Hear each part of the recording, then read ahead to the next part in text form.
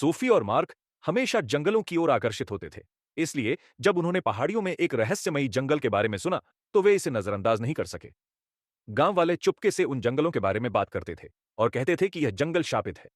लेकिन वे साहसी थे और इन अफवाहों को महज अंधविश्वास मानते हुए इसे नकार दिया। पहला दिन खूबसूरत था। घने पेड़ एक ऐसी छांव बना रहे थे जो सूरज की रोशनी को छनकर अंदर आने देती थी, और जमीन पर रहस्यमय छायाएं पड़ रही थीं। लेकिन जैसे जैसे रात पास आई, जंगल पर अजीब सी चुप्प छा गई। रात के जानवरों की आवाजें और चरमाट की आवाजें अचानक बंद हो गई।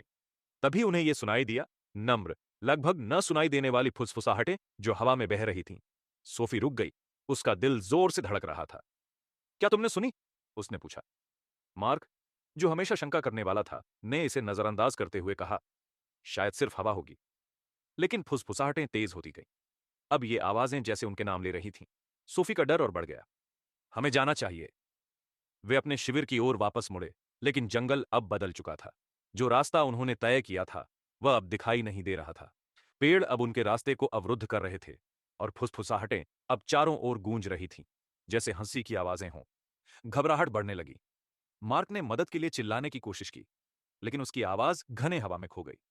सोफी ने उसका हाथ पकड़ा और उसे अंधेरे जंगल से खींचते हुए चल पड़ी, लेकिन वे फंस चुके थे। अचानक एक आकृति धुंध में सामने दिखाई दी। एक लंबा पतला आदमी मैले कपड़ों में खड़ा था। उसकी आंखें अंधेरे गड्ढे जैसी थीं। वह कुछ नहीं बोला, लेकिन उसकी उपस्थिति बहुत भारी थी।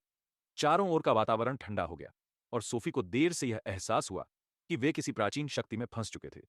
आखिरी आवाज जो उन्होंने सुनी, वह आदमी की आवाज थी, जो धीमी और खरखराती थी, और वह जंगल में गूंज गई। तुम्हें यहां नहीं आना चाहिए था। अगली सुबह उनका शिविर पाया गया, लेकिन वे कहीं नहीं थे। न सोफी का कोई निशान था, न मार्क का। लेकिन जंगल पहले से कहीं ज्यादा घना, अंधेरा और चुप था। फुसफुसाहटें अब भी बंद नहीं हुई।